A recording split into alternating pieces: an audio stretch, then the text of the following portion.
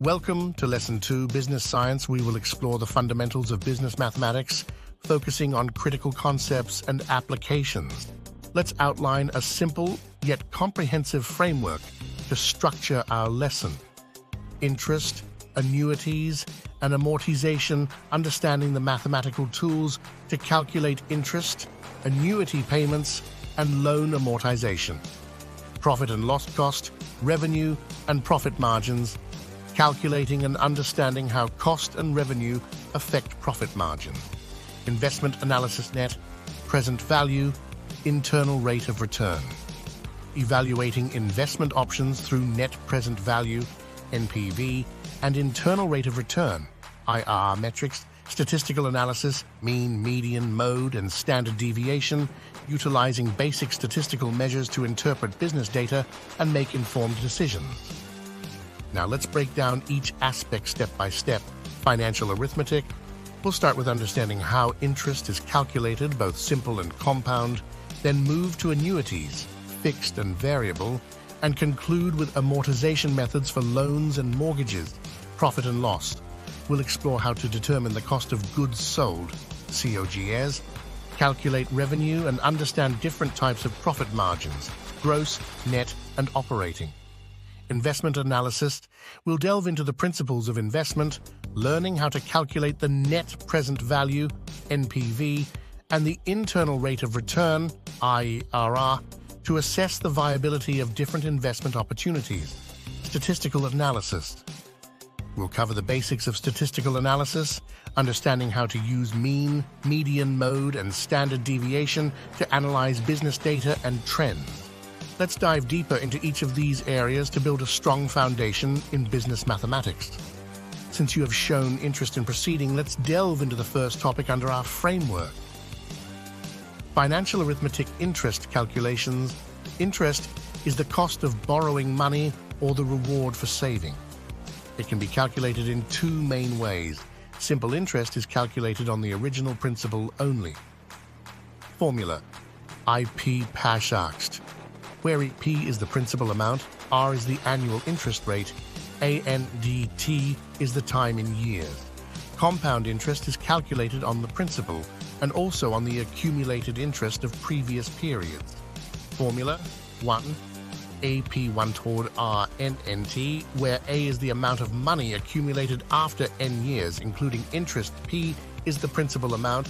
R is the annual interest rate, is the number of times that interest is compounded per year, and is the time the money is invested for in years. Annuities and perpetuities. Annuities are a series of equal payments made at regular intervals. The future value of an annuity can be calculated using the formula X1s FV papes R1 1R N1, where EP is the payment amount, R is the interest rate per period, and is the number of payments. Amortization. Amortization involves spreading out a loan into a series of fixed payments over time. Each payment covers the interest expense for the period and reduces the principal amount of the loan. Now take a moment to absorb this information. If you have any questions or need clarification on these concepts, feel free to ask. Otherwise, we can move on to the next topic or delve deeper into examples and applications of financial arithmetic. This is a crucial part of business mathematics as it deals with understanding the principles behind financial transactions and calculations. Financial arithmetic, interest. There are two main types of interest: simple and compound. Simple interest is calculated only on the principal amount, while compound interest is calculated on the principal and also on the interest that has been accumulated over previous periods. Annuities. An annuity is a series of equal payments made at regular intervals. There are two types of annuities: ordinary or deferred annuities and annuities due.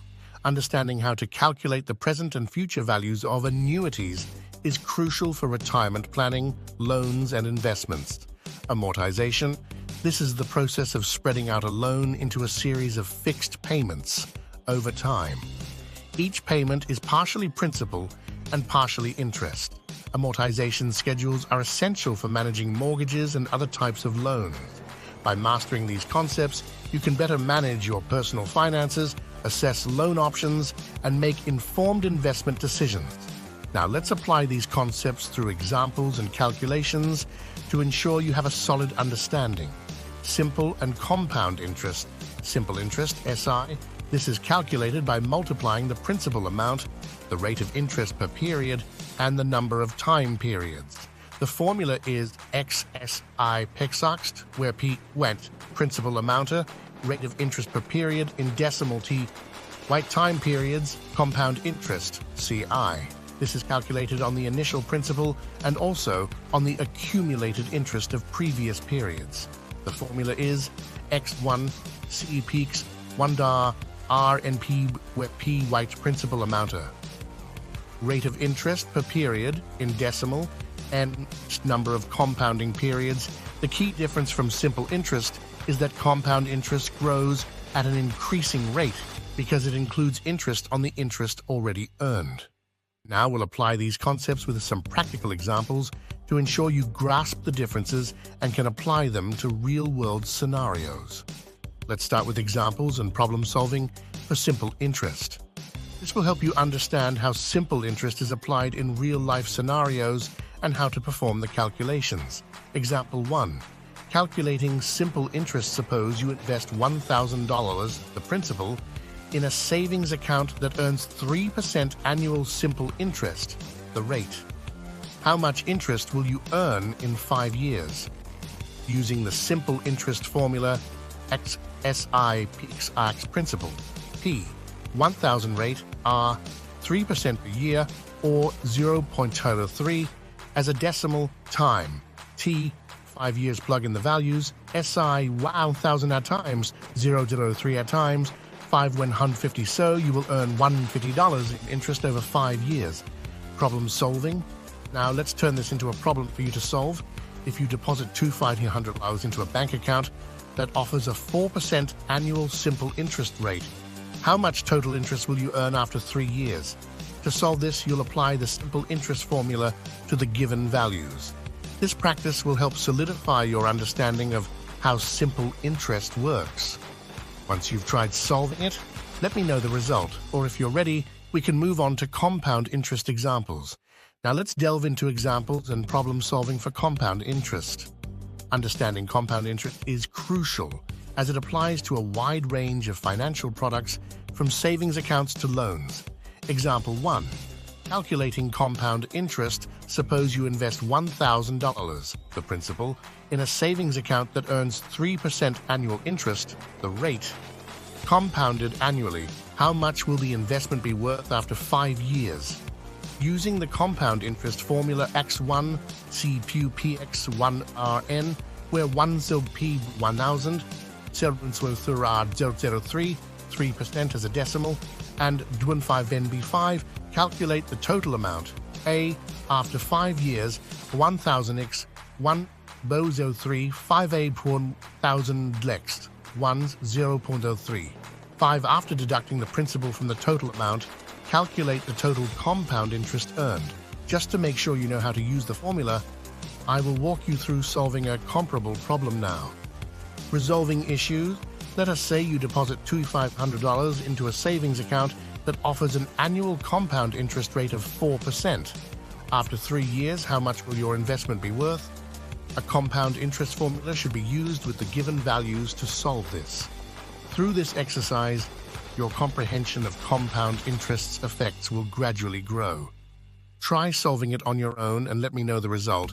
If you're ready, we can also review the differences between simple and compound interest or move on to other topics.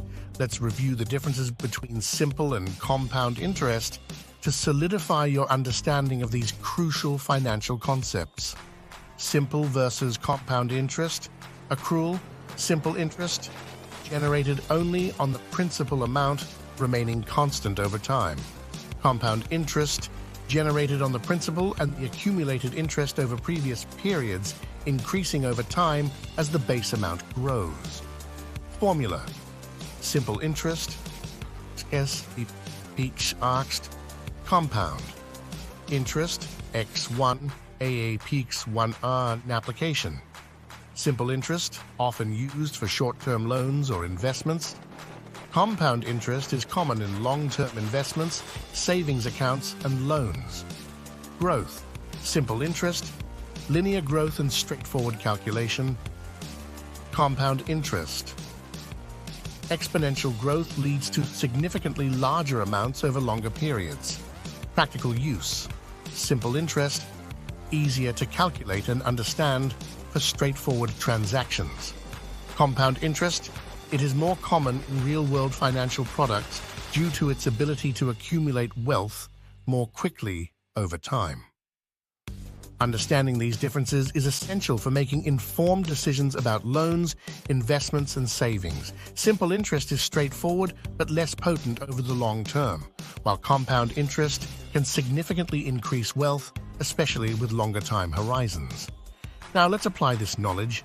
Consider how these concepts apply to personal savings or loan decisions you might make.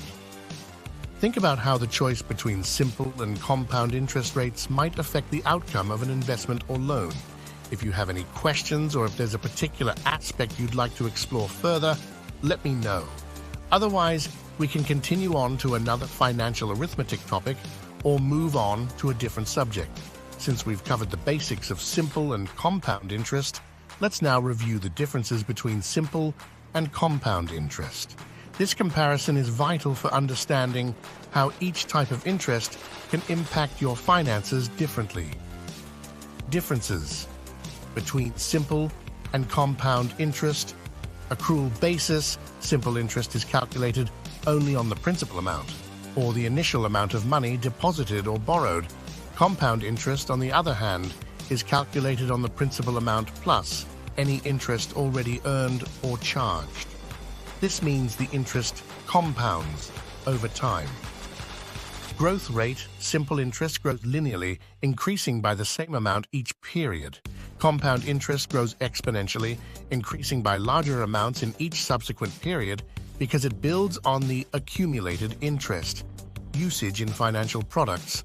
Simple interest is commonly used in short-term loans or investments.